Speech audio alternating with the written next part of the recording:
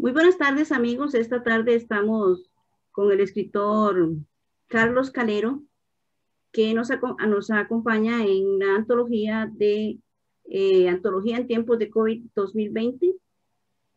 Él está participando en esta antología con dos poemas y pues estamos contentos de que Carlos nos acompañe en esta tercera entrega ya de las personas que están participando virtualmente en las entrevistas.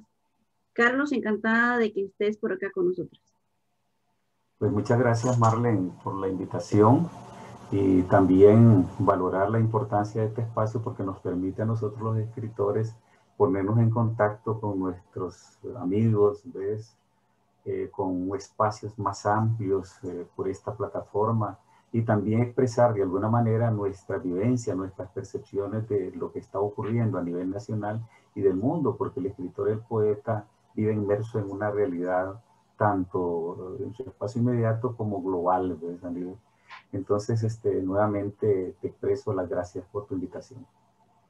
Muchísimas gracias, Carlos. Y bueno, pues vamos a leer la biografía de nuestro amigo Carlos Calero, que nace en Monimbó, Nicaragua. Se naturaliza costarricense. En la época de los 80 trabaja en Nicaragua, en los talleres de poesía que impulsó desde el Ministerio de Cultura el poeta Ernesto Cardenal. Antes había trabajado durante muchos años como zapatero y al mismo tiempo estudiaba.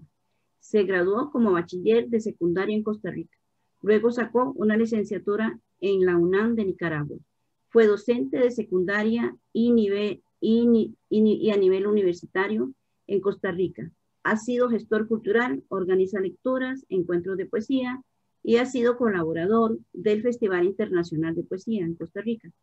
Ha publicado varios libros de poesía: El humano oficio, La costumbre del reflejo, Paradojas de la mandíbula, Arquitecturas de la sospecha, Cornisa del asombro, Arquitectura de la sospecha, Geometrías del cangrejo y otros poemas. Las cartas sobre la mesa, Antología Generación de los 80, poesía nicaragüense en coautoría con el poeta nicaragüense Carlos Castro Jo. Ha sido publicado en antologías de poesía, tanto en Nicaragua como en Costa Rica. Algunos de sus poemas han sido publicados a otros idiomas.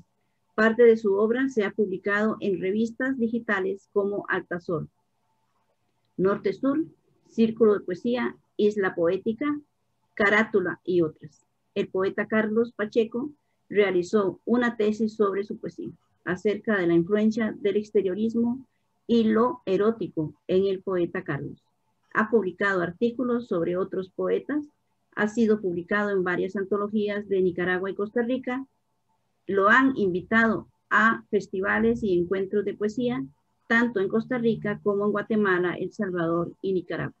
Así es que tenemos aquí un gran hombre de la literatura, trabajador incansable, vemos, y también con una interesante,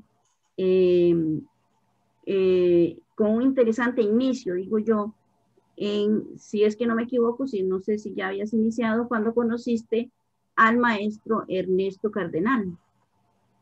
Sí, fíjate que, y como muchos poetas, empezamos a balbucear nuestros primeros textos, algunos una temprana edad y yo en la adolescencia, en secundaria, ¿ves? Escribí algunas cosas y escribí, bueno, en primaria también recuerdo que escribí un texto que me felicitaron, que tenía elementos poéticos.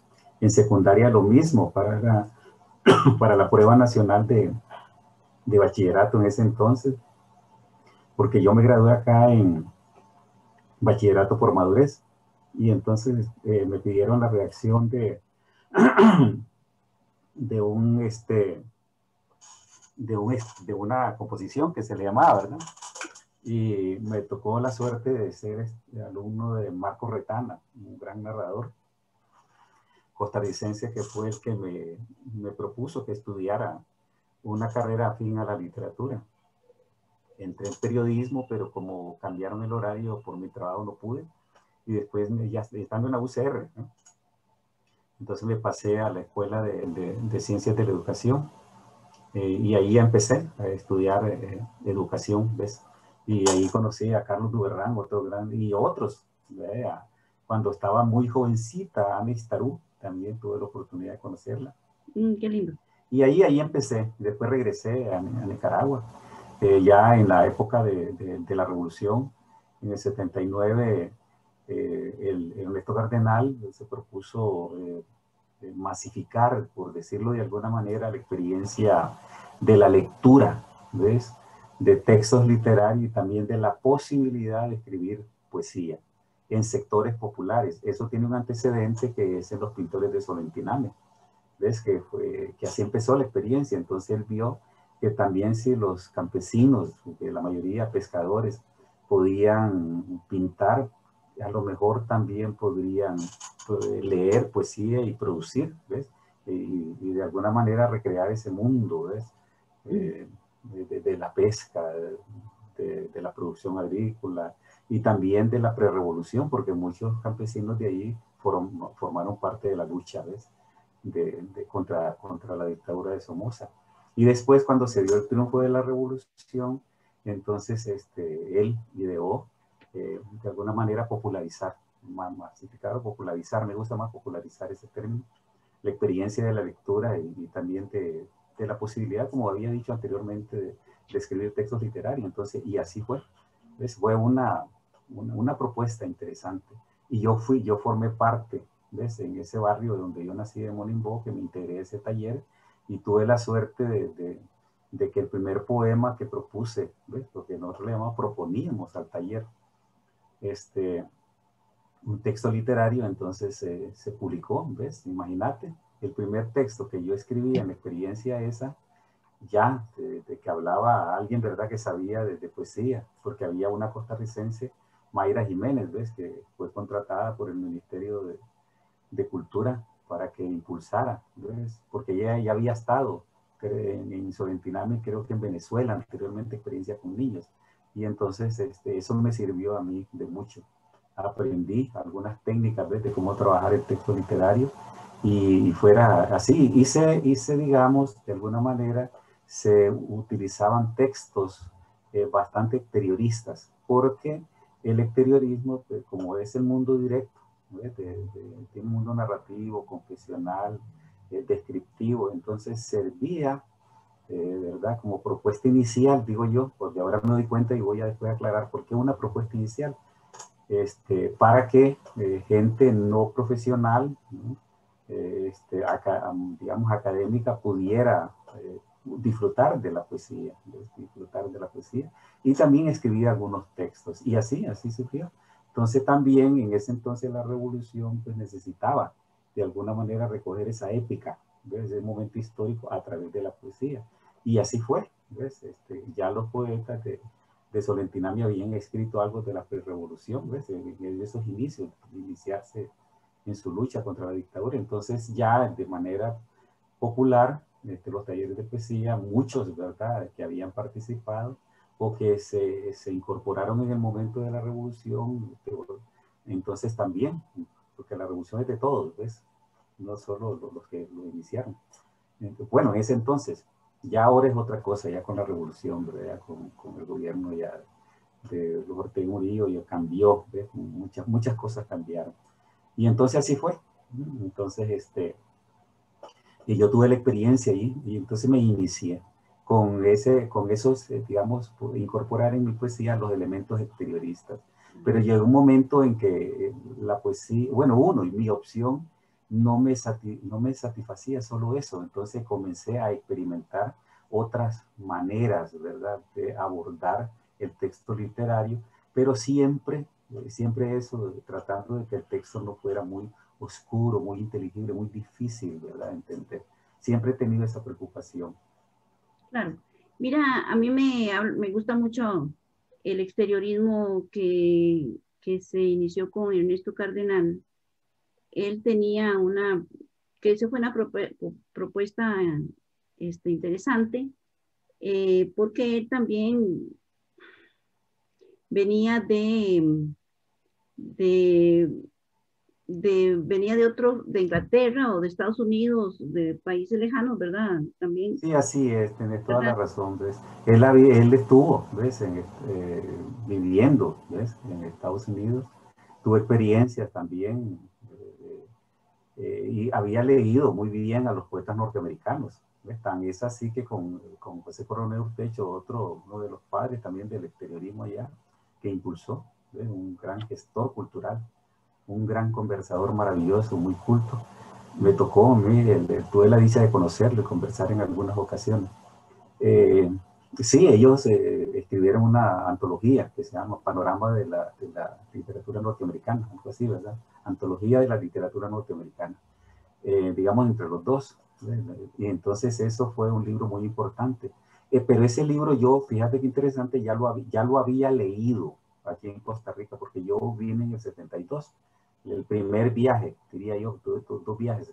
En el 72 vengo, y fue cuando aquí me gradué de bachiller, y entonces en la Biblioteca Nacional yo leía, ¿verdad? Entonces para mí fue una gran revelación cuando entré en contacto con ese libro, porque yo ya había leído de alguna manera pues a los poetas franceses, los poetas simbolistas, surrealistas, todo eso, ¿verdad?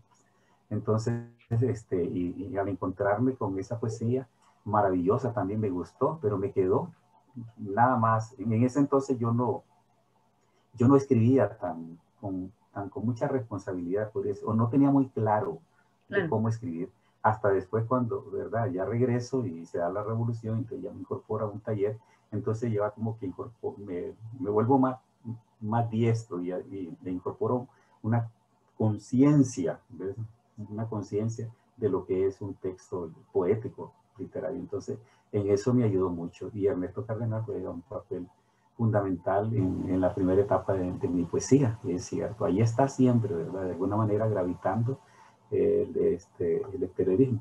A mí un amigo poeta joven de acá, como Byron Ramírez, me dijo una vez, poeta, me dice que yo siento que usted cuenta, dice, arranca como con una historia, ¿ves? Como una historia, y en muchos poemas sí es cierto, así, ¿ves? Yo arranco como con una historia, narro algo y lo voy, ¿verdad? Dándole dimensiones poéticas, incorporo otros elementos ahí. Sí, es como un desglose, ¿verdad? Que Entonces, inicias, después vas bajando sobre eso. ¿Y tenés por ahí alguno de estos poemas, digamos, sí, en los primeros libros? Me imagino que era como más sí, allegado al exteriorismo.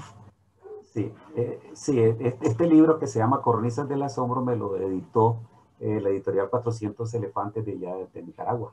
Entonces, ellos se encargaron. Y en realidad es un panorama, ¿ves? General, pero comienza de lo último, que en ese entonces estaba escribiendo como en el 2006, 2007, hasta el 79. Comienza, va como de adelante para atrás, ¿ves? Entonces, yo puedo leer, qué sé yo, algún poemita digamos, de los primeros eh, poemas. Como aquí tenía uno, Arrobo, ¿ves? Así se llama, que es influenciado, ¿verdad? Por esos elementos del eclecticismo, pero también juego con otros elementos, ¿ves? Se llama, voy a leer un fragmento, ¿te parece? Para que más o menos ilustre. Tiene un epígrafe del gran poeta español Jorge Guillén, ¿ves? El español. Dice, y el soñador y el sol, predestinados por tanto hallazgo. Entonces, el garrobo. Tiembla el verano sobre una piedra y la soledad volcánica que resiste el sopor en los asombros. El aire tiene alma, un verde en la visión del mediodía. Tiene troncos que tejen nudos con el tiempo. El arroyo del Cailagua camina en los recuerdos, sed de los espíritus y un whisky evoca la tristeza en sus alas. ¿Ves? Ese es un fragmento de este poema, que estaba muy influenciado por el exteriorismo, pero vos ves ahí que no es una descripción, ¿ves? Plana, ¿ves? Y que me preocupa si se ve en este poema un poco el ritmo, la musicalidad, ¿ves? Que es lo que no se debe perder en la poesía.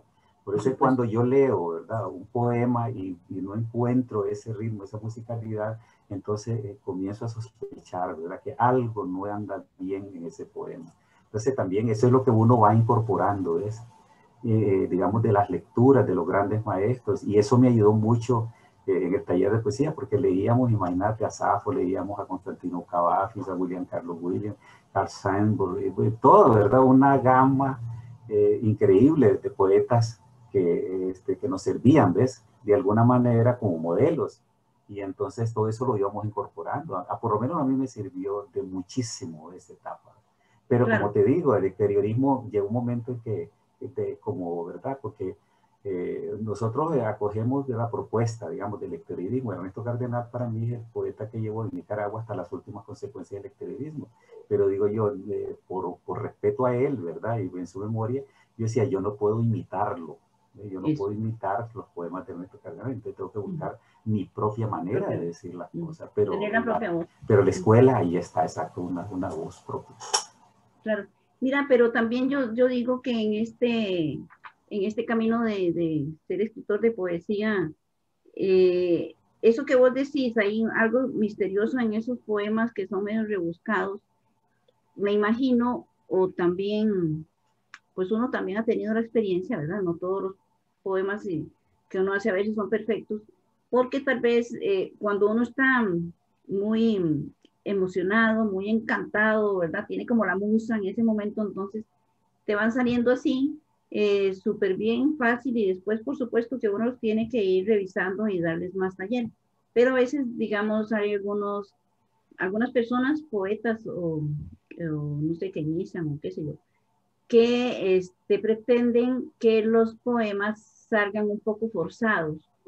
Y entonces eso es lo que da que pierda la musicalidad, como vos decís, y que no se vuelva un poema redondo, que no se caiga, ¿verdad? En ninguna parte y que tenga un cierre lindo donde tampoco se va a caer, sino que más bien eso tiene un pico para arriba.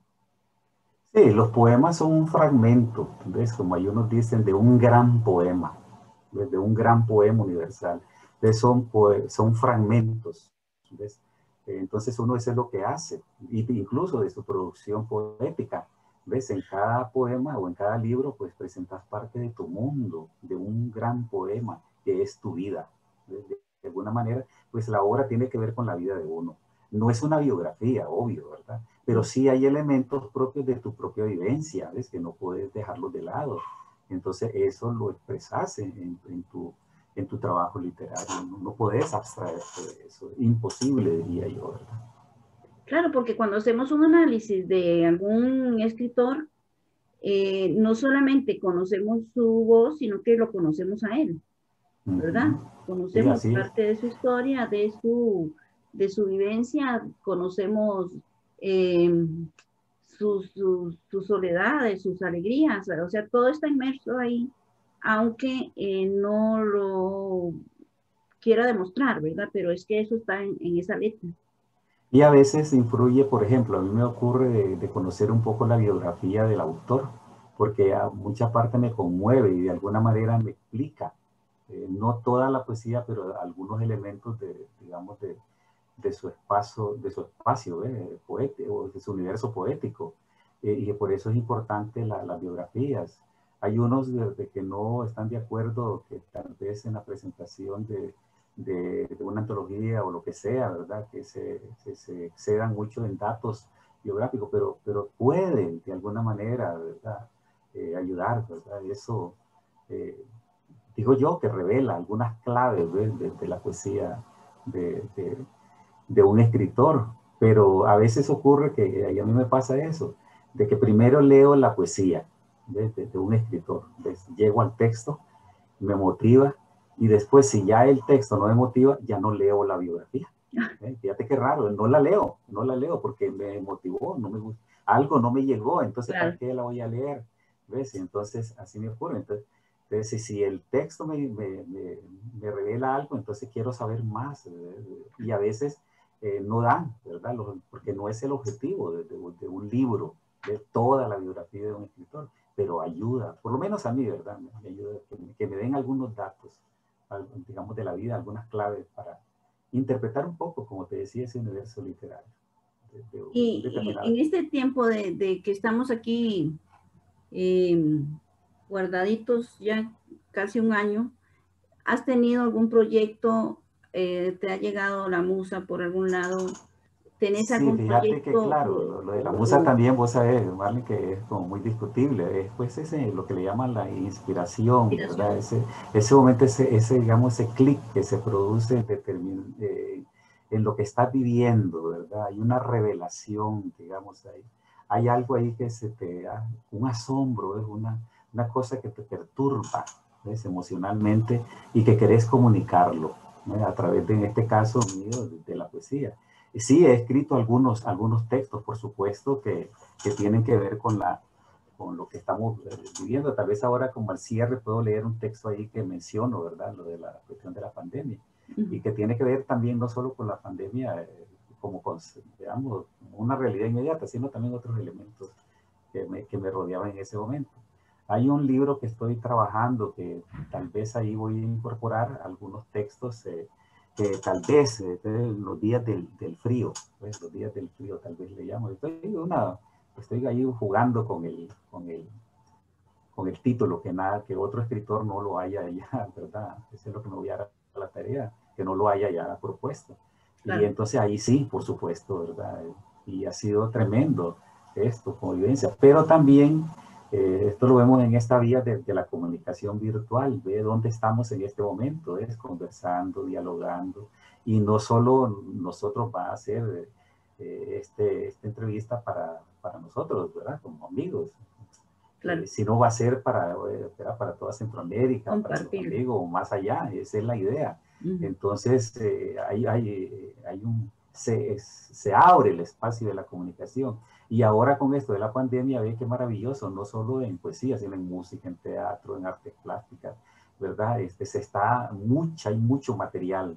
Yo ahora en muchos encuentros noto, ¿verdad? Entrevistas a escritores, casi todos los países latinoamericanos, casi sin excepción, ves vos, ¿verdad? Voces poderosas, maravillosas, de gente que yo nunca las había escuchado y ni tenía por qué, porque nosotros sabemos que la realidad editorial, si aquí tenemos problemas en Costa Rica, imagínate a nivel ya continental, ¿verdad? Que cuesta de conseguir los libros, a veces son muy caros o no circulan. Claro. Entonces, pero esto hay que verlo como un gran beneficio y estos espacios, yo te felicito porque estás contribuyendo, ¿verdad? De alguna manera a sensibilizar a través digamos, del arte, ¿verdad?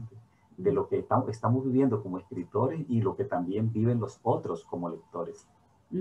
Exactamente, sí. Pues sí, ha sido como una, dentro de todas las tragedias que se han estado viviendo y que hemos estado viendo en todo el mundo, el asunto virtual ha sido como una gran salida, ¿verdad? Para Y todas estas claro, personas por que supuesto, así es. trabajamos en cultura o las personas que trabajan en todos otros diversas especializaciones o el campo que tengan ellos. Y Y entonces, ¿cómo? estamos en la generación de los jóvenes, ¿verdad? De los jóvenes ahora es la cibernética, ellos nacieron, ¿ves? Con la tecnología. Nosotros no podemos aspirar a que el mundo sea como, por decir algo, en los 70, los 80, ¿verdad? No, el pensamiento de los jóvenes es diferente. Entonces uno tiene que entrarles por ahí, ¿ves? Por ejemplo, las utopías, el manejo de los ideales que nosotros manejábamos en la época de los 70, ¿te acordás, verdad? Con esto de la Revolución Cubana, etcétera, los movimientos de liberación. Entonces los jóvenes viven otro contexto, otro mundo. Entonces nosotros, los que tenemos más experiencia, debemos entrarles por ahí, ¿verdad? Cómo motivarlos para que ellos de alguna manera continúen generacionalmente abrigando las grandes utopías, los grandes ideales, aunque hay, ¿verdad?, una gran dispersión, es cierto, están como distraídos. Algunos hablan que están idiotizados a través de los medios, pero la guerra no está perdida. Debemos de ser optimistas y debemos usar estas herramientas precisamente y también de lo que de alguna manera escribimos, ¿verdad? Que toque ese mundo, ese espacio de ellos y no dejarlos ahí, ¿verdad? No caer en el desencanto. No, es nuestra responsabilidad como escritores, ¿verdad? Atraer digamos, a esos sectores de la juventud, ¿ves? y presentarles el mundo actual, hablarles de lo que nosotros vivimos, pero también nosotros conocer lo que ellos están viviendo y de Es alguna manera un complemento, asumir en nuestro trabajo literario. Un complemento. Exacto, así es. Que debe ser escuchado, continuar. tanto nosotros como ellos. Y lo que debemos, como vos decís, ser positivos, pero también presentar ese asunto de la esperanza, que digo yo, ¿verdad? Que siempre hay un Exacto, futuro así, mejor, definitivo. que no nos dobleguemos en este momento, ¿verdad? Y que hagamos muchas locuras, sino que hay que sentarse con la cabeza fría y pensar de que hay muchas cosas mejores que vienen. Así Por es. ejemplo, ahorita en Costa Rica, aquí hay un gran movimiento de poetas jóvenes, vigoroso, vigoroso, que no solo se destaca a nivel de Costa Rica, sino a nivel centroamericano. ¿Ves? Hay voces ya aquí de jóvenes escritores que sorprenden, ¿ves? Y de eso se trata. Entonces, uno, de alguna manera, hay que apoyarlo. Yo me acuerdo en uno de los festivales, el último, creo, Festival Internacional de Poesía, yo propuse, ¿ves? A los organizadores, los principales, que por qué no se hacía un encuentro con jóvenes poetas, ¿ves? Jóvenes poetas, y fue bien acogido, ¿ves? Y eso ha sido un encuentro muy enriquecedor, lo hicimos en la casa de la poeta Marta Rojas, ¿ves? Ahí ella muy generosa prestó el espacio y ahí los poetas dialogaron, ¿verdad? Pero uno, como te digo, como escritor, uno debe darle las oportunidades, ¿verdad? Nadie, no sé si a alguien se le había ocurrido, pero yo hablé con Marta Rojas y le digo, mira, tengo una idea de que por qué los poetas no tienen dentro del festival, ¿verdad? Una reunión, es un conversatorio de los jóvenes. Y ella dice, no, sí, tenés razón. Entonces, ¿ves? Entonces ya, yo la acompañé y me acompañó también en la idea y se realizó. Y ha sido, yo creo que fue una oportunidad muy importante porque se acercó a muchos jóvenes que andaban por ahí, ¿verdad? Y entonces estuvieron ahí, dialogaron y ve ahora. Digo yo, no sé cómo ellos lo explicarán, pero eso, los que estuvieron en esa reunión pueden dar, ¿verdad?, testimonio de que fue un acierto desde el Festival Internacional de Poesía haber propiciado ese diálogo. Claro, claro, sí, y muchos otros espacios que Sí. se van abriendo. Y para Así ir es. cerrando, es ese poema que nos prometiste de, Sí. de los momentos del silencio que vos has estado viviendo también por ahí en Sí, casa. bueno, vamos a ver aquí. Es un poema muy nuevo, no es muy nuevo, pero está dentro de esa tónica de que de alguna manera yo lo toco, ¿verdad? El tema, pero con otro elemento, otra sensibilidad, algo que me está perturbando. Yo lo titulé, se llama En cada gota de sal o de agua. En esta casa no había muertos. Hubo hierbajos, candiles, fantasmas. Hubo líneas de textos, fragmentos de osamentas de seres amados y odiados por quienes se apoderan de la vida, para los que viven su gloria y el dolor de una derrota o la victoria, que hizo estrecho el universo en cada ser y el cuerpo del tiempo destinado a incendiarse o ser un océano de erupciones o la gran soledad de rebelarse contra la piedra, que derriba los hombros capaces de sostener la memoria al encontrarnos en el centro de una pandemia como barco de tempestades y sueños hacia un puerto cuando urge la noche en cada gota de sal o de agua. ¿Ves? Ese es el poema escrito de alguna manera en este contexto, ¿eh? Y Claro. la gran preocupación del manejo del poder, ¿verdad? A veces dice que no se vale explicar los poemas, pero Eso. podría de algo, Pero nos sirve ilustrar. de reflexión Sí, final, ¿verdad? exacto. Ese sentimiento que vos tenés, Exacto. que es fuerte y también poderoso, como la palabra mágica que tenés ahí para muchas Sí. cosas. Sí, bueno, Así pues es. no queda más que decir hasta pronto. Encantada de que estuvieras con nosotros en este programa, ¿verdad? Y que hayas participado y esperamos que pronto hagamos algunas otras reuniones también, tal vez. No tan Bueno, virtuales. muchas gracias.